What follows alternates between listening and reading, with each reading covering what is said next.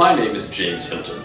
You might know me from my online reviews of film and television at directorscutspecialedition.com, where I don't put on a fake accent.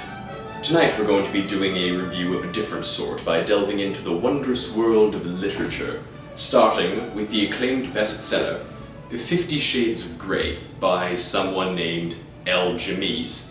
Now, I have never read this book, but everybody pretty much universally says that it's just pure rubbish, and I'm probably inclined to agree, but we'll never know until we delve into it for ourselves. Besides, it's a book. How bad can it really be? So, without further ado,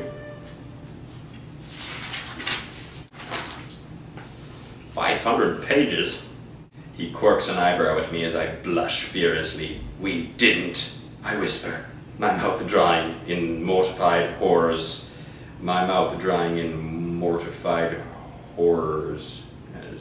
That doesn't make much sense to me, but we'll go on. You were comatose. Necrophilia is not my thing. I like my women sentient and receptive, he says dryly. I'm so sorry. So... okay. Maybe in context I did skip the first 5 chapters, so maybe in context there's some sense to that. But that's kind of weird. I stutter as I'm yanked cruelly out of my erotic daydream. There was an erotic daydream? We're going back. Oh, wow.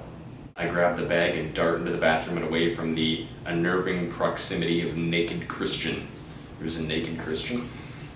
What? Where? I can do this. I can with my mouth. I can twirl my tongue around the tip again. And he flexes and...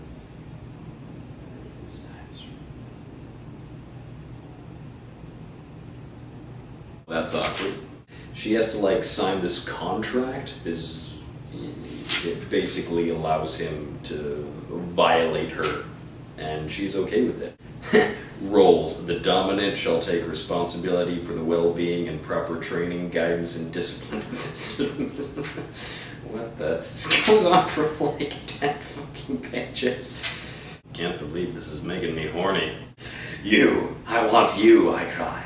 Shall I you this way, or this way, or this way? That's literally the line. Shall I you this way, or this way?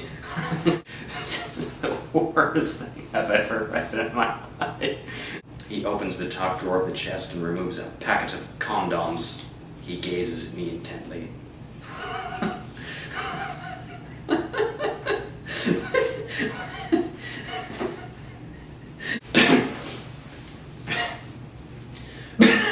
He gazes at me intently.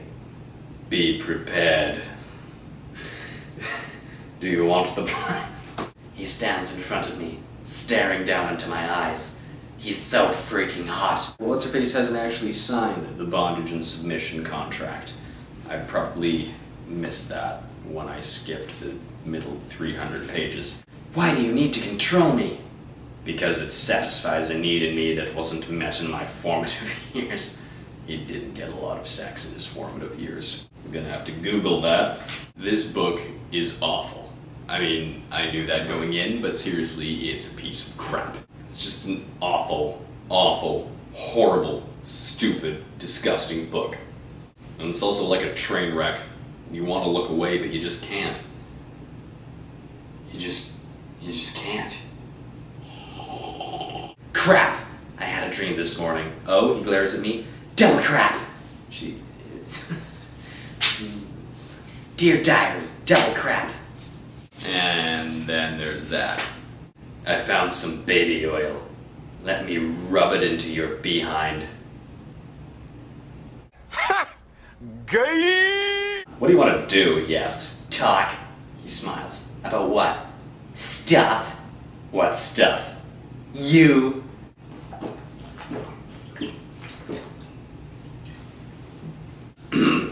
He drops the flogger on the bed. I'm gonna be eating that back.